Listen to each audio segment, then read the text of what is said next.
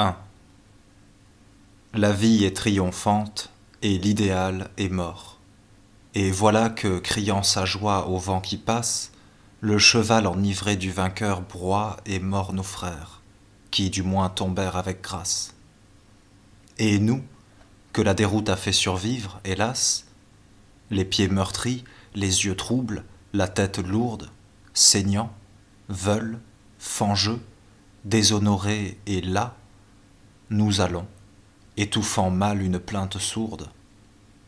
Nous allons, au hasard du soir et du chemin, comme les meurtriers et comme les infâmes, veufs, orphelins, sans toit, ni fils, ni lendemain, aux lueurs des forêts familières en flammes.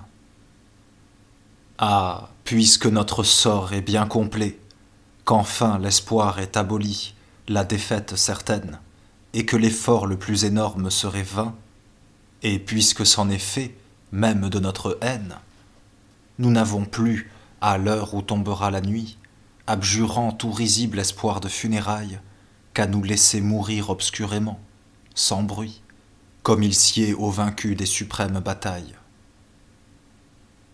2. Une faible lueur palpite à l'horizon, et le vent glacial qui s'élève redresse le feuillage des bois et les fleurs du gazon. C'est l'aube. Tout renaît sous sa froide caresse. De fauve l'orient devient rose, et l'argent des astres va bleuir dans l'azur qui se dore. Le coq chante, veilleur exact et diligent. L'alouette a volé stridente, c'est l'aurore. Éclatant, le soleil surgit. C'est le matin. Amis, c'est le matin splendide dont la joie heurte ainsi notre lourd sommeil, et le festin horrible des oiseaux et des bêtes de proie. Ô prodige! En nos cœurs le frisson radieux met à travers l'éclat subit de nos cuirasses, avec un violent désir de mourir mieux, la colère et l'orgueil ancien des bonnes races. Allons, debout! Allons, allons, debout, debout! Assez comme cela de hontes et de trêves. Au combat, car notre sang qui bout a besoin de fumer sur la pointe des glaives. 3. Les vaincus se sont dit dans la nuit de leur geôle, ils nous ont enchaînés, mais nous vivons encore. Tandis que les carcans font ployer nos épaules, dans nos veines le sang circule. Bon trésor. Dans nos têtes nos yeux rapides avec ordre veillent, fins espions. Et derrière nos fronts, notre cervelle pense. Et s'il faut tordre ou mordre, nos mâchoires seront dures et nos bras prompts. Légers, ils n'ont pas vu d'abord la faute immense qu'ils faisaient, et ces fous qui s'en repentiront nous ont jeté le lâche affront de la clémence. Bon, la clémence nous vengera de l'affront. Ils nous ont enchaînés, mais les chaînes sont faites pour tomber sous la lime obscure et pour frapper les gardes qu'on désarme, et les vainqueurs en fait laissent aux évadés le temps de s'échapper.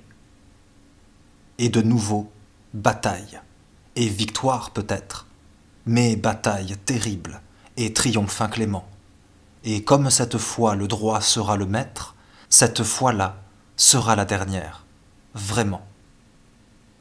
4.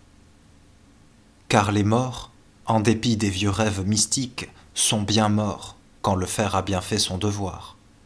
Et les temps ne sont plus des fantômes épiques chevauchant des chevaux spectres sous le ciel noir.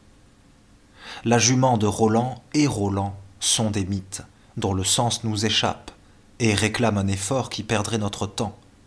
Et si vous vous promîtes d'être épargnés par nous, vous vous trompâtes fort. Vous mourrez de nos mains, sachez-le, si la chance est pour nous. Vous mourrez, suppliant, de nos mains. La justice le veut d'abord, puis la vengeance, puis le besoin pressant d'opportuns lendemains. Et la terre, depuis longtemps aride et maigre, pendant longtemps boira joyeuse votre sang, dont la lourde vapeur savoureusement aigre montera vers la nue et rougira son flanc. Et les chiens, et les loups, et les oiseaux de proie feront vos membres nets et fouilleront vos troncs. Et nous rirons, sans rien qui trouble notre joie, car les morts sont bien morts, et nous vous l'apprendrons.